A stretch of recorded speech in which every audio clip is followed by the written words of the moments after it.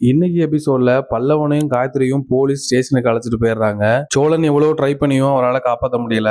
Police ஸ்டேஷனுக்கு சேரன், நிலா, சோழன் 3 பேருமே போறாங்க. சேரனும் நிலாவும் போலீஸ் எவ்வளவு கெஞ்சி பாக்குறாங்க, பல்லவனை வெளியில விடவே இல்ல. சேரன் அந்த ஏரியா எம்எல்ஏக்கு போன் பண்ணி ஹெல்ப் கேட்கிறாரு. அந்த எம்எல்ஏவும் ஹெல்ப் பண்றாரு. ஒரு வழியா பல்லவனை கண்டிச்சு வெளில வர்றாங்க. பாண்டியனும் வானதி வீட்டுக்கு போயிட்டு, வானதி என்கிட்ட பேசாம இருக்காத, நீ பேசாம என்னால இருக்க முடியல, என்கிட்ட பேசு அப்படின்னு சொல்லி கெஞ்சி பாக்குறாரு. வானதி பிடி கொடுக்கறதா இல்ல. பாண்டியனுக்கும் வானதிக்கும் சண்டை போறதை நினைச்சு வானதி அம்மா ரொம்ப சந்தோஷப்படுறாங்க. பாண்டியன் போன பிறகு வானதி பாண்டியன் வந்து கெஞ்சி கேட்டதை நினைச்சு சந்தோஷப்படுறாங்க. இதுதாங்க இன்னைக்கு எபிசோட்ல நடந்தது. நாளைக்கு என்ன நடக்க போகுதுங்கிறத இனி பார்ப்போம். மறக்காம சீரியல் எக்ஸ்பிரஸ் சேனலை சப்ஸ்கிரைப் பண்ணிக்கோங்க. சேரன் போலீஸ் ஸ்டேஷன்ல கையெழுத்து போட்டு பல்லவனையும் காயத்ரியும் வீட்டுக்கு அழைச்சிட்டு போறாரு. காயத்ரி சேரன் கிட்ட மன்னிப்பு கேட்கறாங்க. என்னை மன்னிச்சிருங்க, நாங்க பண்ணது தப்பு தான், எங்களை மன்னிச்சிருங்க அப்படின்னு சொல்லி கெஞ்சி அழுறாங்க. இடையில பல்லவன், இல்ல எல்லாமே என்னோட தப்பு தானே, காயத்ரி மேல எந்த தப்பும் இல்ல, நான் தான் காயத்ரி அங்க அழைச்சிட்டு போனேன், என்னை மன்னிச்சிருனே, இந்த மாதிரிலாம் நடக்கும் நான் எதிர்பார்க்கவே இல்லை அப்படின்னு சொல்லி கெஞ்சி அழுறாரு. சேரன் செம்ம கோவத்துல இருக்காரு. நிலாவும் பல்லவனை பயங்கரமா முறைச்சு பாக்குறாங்க. பல்லவன் நிலா கிட்ட, அண்ணி என்னை மன்னிச்சிருங்க, நீ இந்த மாதிரிலாம் நடக்கும்னு எதிர்பார்க்கல, நீ சும்மா பேசதானே அழைச்சிட்டு போனேன், போலீஸ் அங்க வருவாங்கலாம் நான் எதிர்பார்க்கல, நீ என்னை மன்னிச்சிருங்க, நீ நான் பண்ணது பெரிய தப்பு தான், இனி இந்த தப்ப பண்ண மாட்டேன் அப்படின்னு சொல்லி கெஞ்சி அழுறாரு. யாருமே முகம் கொடுத்து பல்லவன்ட்ட பேச தயாரா இல்ல. எல்லாமே சம கோவத்துல இருக்காங்க. சோழன், சரி விடுடா, ஏதாவது வீட்டுக்கு போய் பேசலாம்னு சொல்லி 2 பேரையும் அழைச்சிட்டு போறாரு. காயத்ரியா அவங்க வீட்டுல விட்டுட்டு பல்லவனை வீட்டுக்கு அழைச்சிட்டு போறாங்க. வீட்டுக்கு வெளியில நடேசன் உட்கார்ந்துருக்காரு. 3 பேரும் ஒன்னா வர்றதை பார்த்து, என்னாச்சு, என்ன இந்த நேரத்துல எல்லாரும் ஒன்னா வர்றீங்க அப்படின்னு சொல்லி கேக்குறாரு. யாருமே எதுவுமே பேசல. பல்லவன் அழுத முகத்தோட இருக்கான். டேய் சோழா, எங்கடா போயிட்டு வரீங்க, ஏமா எங்கம்மா போயிட்டு வரீங்க எல்லாரும், இவன் ஏன் அழுதுகிட்டு இருக்கான், என்னாச்சு சொல்லுங்க அப்படின்னு சொல்லி நடேசன் கேக்குறாரு. யாருமே எதுவுமே பதில் சொல்லாம உள்ள போறாங்க. சேரன் சம கோவத்துல இருக்காரு. பல்லவன் சேரன் கிட்ட போயிட்டு, அண்ணே என் கூட பேசுனேன், என்னை திட்டவாது செய்யணே, என் கூட பேசாம இருக்காதனே, என்னை ரொம்ப மன்னிச்சிருனே அப்படின்னு சொல்லி கெஞ்சி அழுறாரு. சேரன் பல்லவனை முறைச்சு பாக்குறாரு. பல்லாருன்னு பல்லவன் கண்ணத்துல அரையிறாரு. இதை பார்த்துட்டு எல்லாரும் செம ஷாக்கா வராங்க. நடேசன் வீட்டுக்குள்ள வராரு. டேய் இவ ஏன்டா அவனை அடிச்ச, என்னடா ஆச்சு, ஏன்டா எல்லாம் ஒரு மாதிரி இருக்கீங்க, என்ன நடந்துச்சுன்னு சொல்லி தொலைங்களேன்டா அப்படின்னு சொல்லி நடேசன் கேக்குறாரு. சேரன் கோவத்தோட, பல்லவன் ரொம்ப பெரிய மனுஷன் ஆயிட்டான், பொண்ணு அழைச்சிட்டு லாட்ஜுக்கு எல்லாம் போக ஆரம்பிச்சிட்டான், பத்தாத குறைக்கு போலீஸ் ஸ்டேஷனுக்கு எல்லாம் போயிட்டு வரான் அப்படின்னு சேரன் சொல்றாரு. நடேசனுக்கு செம்ம ஷாக்கிங்கா இருக்கு. டேய் என்னடா சொல்ற அப்படின்னு சொல்லி கேக்குறாரு. ஆமா உண்மைதான், இவனை இப்ப போலீஸ் ஸ்டேஷன்ல இருந்தா 3 பேரும் அழைச்சிட்டு வரோம் அப்படின்னு சொல்றாரு சேரன். அண்ணே என்னை மன்னிச்சிருனே, தெரியாம பண்ணிட்டேனே, இனி இந்த மாதிரி தப்பு பண்ண மாட்டேனே, என்னை மன்னிச்சிருனே அப்படின்னு சொல்லி கெஞ்சி அழுறாரு. ஆனா பல்லவா, உன் மேல இருந்த நம்பிக்கையே உடைச்சிட்டடா, வீட்டோட நிம்மதியே போயிடுச்சு, ஏற்கனவே வீட்டுல பல பிரச்சனை போயிட்டு இருக்கு, பத்தாத குறைக்கு நீ வேற எப்படி இருக்க, உன் மேல நான் எவ்வளவு நம்பிக்கையா இருந்தேன், எந்த கேள்வியும் கேட்காம நீ சொல்றதெல்லாம் நம்பிட்டு இருந்தோம், ஆனா நீ ஒரு வாரமா காலேஜ் கூட போகல, எக்ஸாம் ஃபீஸுக்கு காசு வேணும்னு சொல்லி 2000 ரூபாய் காசு வேற வாங்கிட்டு போனேன், எந்த கேள்வியும் கேட்காம நான் உனக்கு காசு வேற கொடுத்தேன், ஆனா இப்படி ஏமாத்திட்டியடா, உன் மேல எவ்வளவு நம்பிக்கை வச்சிருந்தேன், எல்லாத்தையும் உடைச்சு சுக்குநூறா ஆக்கிடியாடா பல்லவா அப்படின்னு சொல்லி சேரன் பேசுறாரு. பல்லவன் எதுவுமே பேச முடியாம அப்படியே நிக்கிறான். இவன் கொஞ்ச நாளா போனும் கையுமா இருக்க போய் சந்தேகப்பட்டேன், சிரிச்சு சிரிச்சு போன்ல மெசேஜ் பண்ணிக்கிட்டு இருந்தான், கேட்டா பாய்ஸ் குரூப் எக்ஸாம் ஸ்டடி அப்படின்னு என்னென்னமோ சொன்னான், நானும் நம்பிட்டேன், இருந்தாலும் சந்தேகம் இருந்துட்டே இருந்துச்சு, கடைசியில பார்த்தா இப்படி ஒரு பிரச்சனையில வந்து மாட்டிருக்கான், அதுவும் ஏன்டா அந்த பொண்ணோட சுத்திக்கிட்டு இருக்க அப்படின்னு சொல்லி சோழன் கேக்குறாரு. பல்லவன் எந்த பதிலும் சொல்லாம அப்படியே நிக்கிறான். நிலா பேச முடியாம அவ்வளவு ஆத்திரத்தோட பல்லவனை பார்த்துட்டு இருக்காங்க. நடேசனும் பல்லவனை எல்லாம் சொல்றது தெரியாம அமைதியா நிக்கிறாரு. பாண்டியன் வீட்டுக்கு வராரு. எல்லாரும் கோவத்தோடையும் பல்லவன் அழுதுகிட்டு இருக்கதையும் பார்த்து என்னாச்சு கேக்குறாரு. டேய் பல்லவா, ஏன்டா இப்படி இருக்க, என்னாச்சுடா, ஏன்டா அழுற அப்படின்னு சொல்லி கேக்குறாரு. யாருமே எந்த பதிலுமே சொல்லல. எல்லாரும் அமைதியா இருக்காங்க.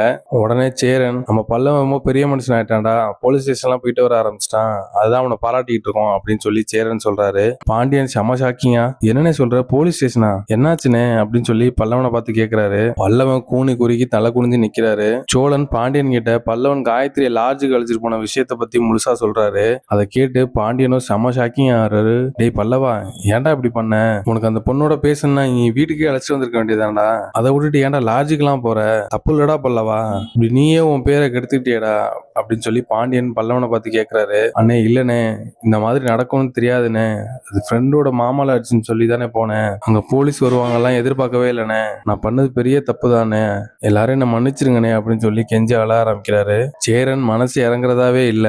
இனி என் மூஞ்சிலே முழிக்காதடா அப்படின்னு சொல்லிட்டு சேரன் போயிடுறாரு. அண்ணே அண்ணே அப்படி சொல்லாதனே, உங்ககிட்ட பேசாமலாம் என்னால இருக்க முடியாதுனே, ப்ளீஸ்னே என்னை மன்னிச்சிருனே, நான் இனிமேல் பண்ண மாட்டேனே அப்படின்னு சொல்லி பல்லவன் சேரனை கெஞ்சி அழுறாரு. சேரன் மன்னிக்கிறதாவே இல்ல. பல்லவன் கதறி அழுறத பார்த்து நிலா ரொம்ப வருத்தப்படுறாங்க.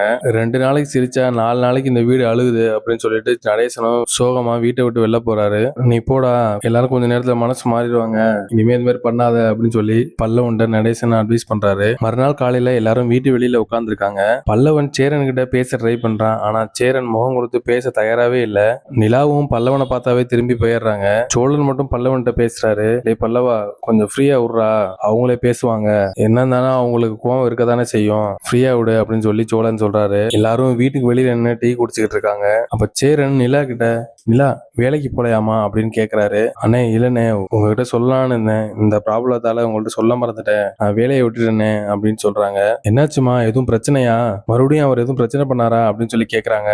அப்படின்னு இல்லண்ணே, அவர் அந்த மாதிரி நடந்துகிட்டதுக்கு அப்புறம் அங்க வேலை பார்க்கறதே எனக்கு கம்ஃபர்டாவே இல்ல, அவ்வளவு தூரம் சொல்லியும் அவர் திருந்துற மாதிரியும் இல்ல, அதான் இனிமே அங்க வேலை பார்க்க முடியாது, அதனால தானே கோவத்துல நானும் வேலையை விட்டுட்டேன் அப்படின்னு சொல்லி நிலா சொல்றாங்க. நல்லதுதாம்மா, அந்த மாதிரி வேலை பார்க்கறவங்கள்ட்ட நடந்துக்கிறப்ப ரொம்ப கஷ்டமா தான் இருக்கும். நீ அந்த கம்பெனிக்கு வேலைக்கு போவேனா, வேற வேலை கூட தேடிக்கலாமா, உன் டேலண்ட்டுக்கு கண்டிப்பா கிடைக்கும், அடுத்து என்ன பண்ணலாம்மா இருக்க அப்படின்னு சொல்லி சேரன் கேக்குறாரு.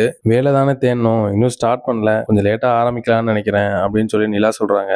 உடனே சோழன், அண்ணே அதெல்லாம் இல்ல, அவங்க ஓனராக போறாங்க அப்படின்னு சோழன் சொல்றாரு. யாருக்குமே எதுவுமே புரியல. என்னடா சொல்றா, நிலா ஓனர் ஆக போகுதா, நிஜமாமா அப்படின்னு சொல்லி சேரன் கேக்குறாரு. அண்ணே ஆமாண்ணே, நிலா ஆபீஸ்ல வேலை பார்த்த நிறைய பேரு ஒன்னா சேர்ந்து கம்பெனி ஆரம்பிக்க போறாங்க, அதுல நிலாவையும் ஒன் ஆஃப் த பார்ட்னரா சேர்க்கிறேன்னு இருக்காங்க, அதான் அவங்க அந்த யோசனையில இருக்காங்க, இன்னும் கொஞ்ச நாள்ல நம்ம நிலா பெரிய கம்பெனிக்கு ஓனர் ஆக போறாங்க அப்படின்னு சொல்லி சோழன் சொல்றாரு. சேரன், நிலா ரொம்ப நல்ல விஷயமா, தைரியமா கம்பெனி ஆரம்பி, பாத்துக்கலாம், ஒரு நல்ல மனசுக்கு கண்டிப்பா நல்லதா தான் நடக்கும், எதுவும் தயங்காத, சீக்கிரமே ஆரம்பிச்சிருமா அப்படின்னு சொல்லி சேரன் சொல்றாரு. நிலா என்ன சொல்றதுன்னே தெரியாம தயக்கமா நிக்கிறாங்க. அண்ணே ஆரம்பிக்கிறதுலாம் பிரச்சனை இல்ல, பார்ட்னரா சேர்றவங்கிறப்போ ஒரு அமௌண்ட் கொடுக்கணும்ல, அதுக்காக தான் யோசிச்சுட்டு நிக்கிறாங்க, எவ்வளவுமா தேவைப்படுது அப்படின்னு சொல்லி சேரன் கேக்குறாரு. ஆபீஸ் ஓபன் பண்ண 20 லட்சம் ரூபா ஆகுமா, நிலா கிட்ட இருந்து 5 லட்சம் ரூபா கேக்குறாங்க, எல்லாருமே 5 லட்சம் ரூபா 5 லட்சம் ரூபா ஷேர் பண்றாங்களாம், அதான் நிலாட்டையும் கேக்குறாங்க. அது எப்படி அரேஞ்ச் பண்றதுன்னு தெரியாம தான் நிலா தயக்கத்தோடயே இருக்காங்க. நீங்க தைரியமா ஸ்டார்ட் பண்ணுங்க, எப்படியாவது பணத்தை ரெடி பண்ணிக்கலாம் அப்படின்னு சொல்லியிருக்கேன், ஆனா இன்னும் யோசனையிலே இருக்காங்க நிலா அப்படின்னு சொல்லி சோழன் சொல்றாரு. நிலா இதை நினைச்சு எதுவும் கவலைப்படாதம்மா, நீ தைரியமா ஓகே சொல்லு, பணத்தை எப்படியாவது அரேஞ்ச் பண்ணிடலாம், இதுல ரொம்ப யோசிக்க வேணாமா அப்படின்னு சொல்லி சேரன் சொல்றாரு. பாண்டியன் இடையில, நான் வேணா ட்ரை பண்றேங்க, எனக்கு தெரிஞ்சவங்கள்ட்ட எல்லாம் சொல்லி கேட்டு பாக்குறேன், கண்டிப்பா பணம் கிடைச்சிரும், கவலைப்படாதீங்க, கம்பெனி ஆரம்பிச்சிருங்க அப்படின்னு சொல்லி பாண்டியன் சொல்றாரு. இல்ல பாண்டியா, உங்களுக்கு எதுக்கு கஷ்டம், ஆல்ரெடி உங்களுக்கு நிறைய கமிட்மெண்ட்ஸ் இருக்கு, நீங்க இதை ப்ரெஷர் பண்ணிக்காதீங்க, நான் பாத்துக்கிறேன் அப்படின்னு சொல்லி நிலா சொல்றாங்க.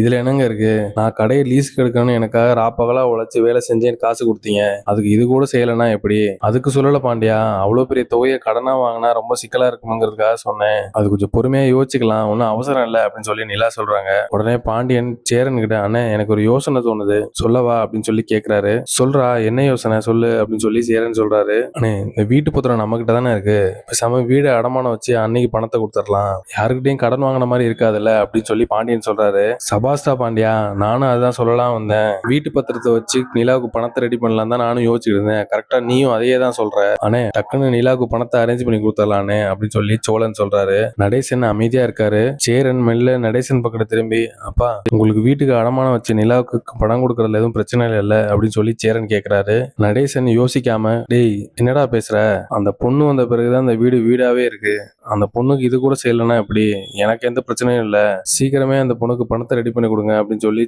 நடேசன் சொல்றாரு. நிலாவும் ரொம்ப சந்தோஷப்படுறாங்க.